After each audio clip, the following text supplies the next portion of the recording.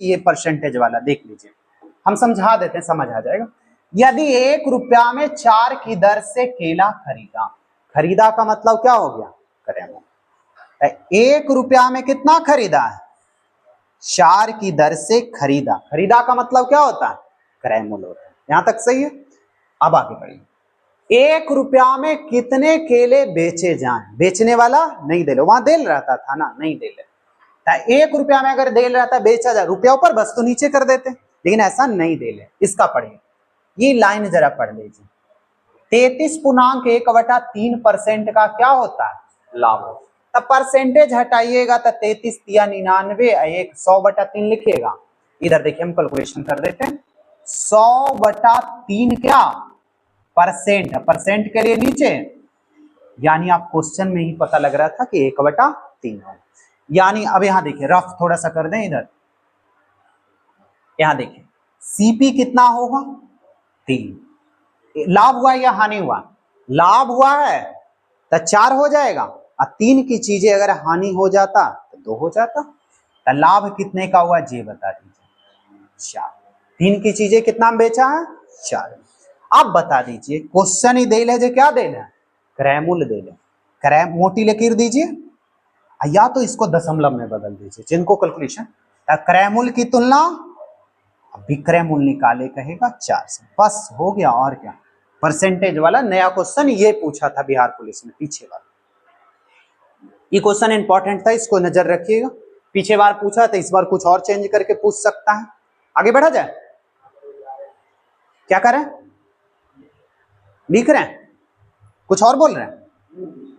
देखिए, एक कैलकुलेशन कैसे कीजिएगा, 1/4, 3/1 तो गुना में जाएगा, 1/3 गुने कितना, 4, 4 से 4 खत्म, 1/3 आ जाएगा ना, तो आप कहिएगा हमारा आंसर तो कोई बट्टा में आ ही नहीं रहा। इसका मतलब आ गया 1 रुपया में 3 वस्तु बेचेगा, तो उत्तर कितना लगाइएगा। बात आ गया समझ में। तो नया क्वेश्चन ये है जो ऐसा पूछने की संभावना बढ़ जाता है। पीछे वाला तो समझ में आ गया, वस्तु वाला, तो ये वाला क्वेश्चन है जो नया है। आगे बढ़ा जाइए, फिर से इस पे बातें करें, फिर से बताएं ना, हाँ बोल रहे हैं ना, बोल रहे हैं, बताएं या नहीं बताएं, कौन बोल रहे हैं बताने, कहाँ दिक्कत रहे जी जरा आप बताइए। देखिए यहाँ पे हम बता देते हैं, यहाँ पहले समझ लीजिए, इसको इतना लिख के नहीं बनाना है, और आसान से बनेगा। ये लाइन आ रहा है समझ में, जी बताइए इसको कितना लिख सकते हैं, 33 तिया 99, 100/3। यहाँ देखिए परसेंट के लिए 100 से 100 खत्म, 1/3। ये नीचे आ जाता है, क्या आ जाता है, क्रय मूल्य। क्रय मूल्य 3, लाभ हो रहा था 1 यानी 4, अगर हानि हो जाता था 3 में से 1 यानी कितना हो जाता, 2 हो जाता, हानि होता था। ये अगर समझ में आ ही गया तो ये क्वेश्चन में दे ले, 4 की दर से खरीदा है, यहाँ देखिए बेचा है तो क्या हो जाता, विक्रय। विक्रय मूल्य की तुलना विक्रय मूल्य से करते, लेकिन ये क्या है, खरीदा है।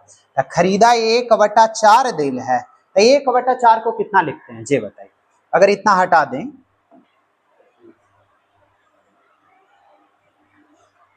यहाँ 1/4 का मतलब 0.25 लिखते हैं ना, तो क्रय मूल्य देना है 1/4 का मतलब कितना, 0.25।